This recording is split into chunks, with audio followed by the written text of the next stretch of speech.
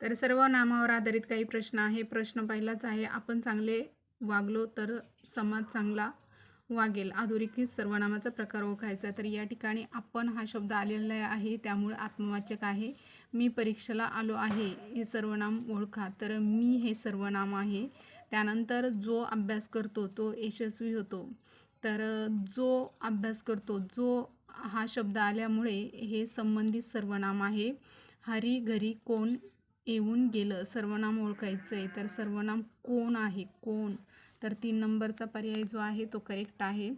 जो, जे, जो, जी, जे ही कोणत्या प्रकारची सर्वनामं आहेत, तर ही संबंधित सर्वनामं आहेत. त्यानंतर सर्वनाम हे पदार्थाचे नाव असते. नामाबद्दल विशेष माहिती सांगते. क्रिया दाखवून वाक्याचा अर्थ पूर्ण करते. नामाऐवजी येते, तर नामाऐवजी येत असते. सर्वनाम हे नामाऐवजी येते. सर्वनामाचा प्रकार ओळखा.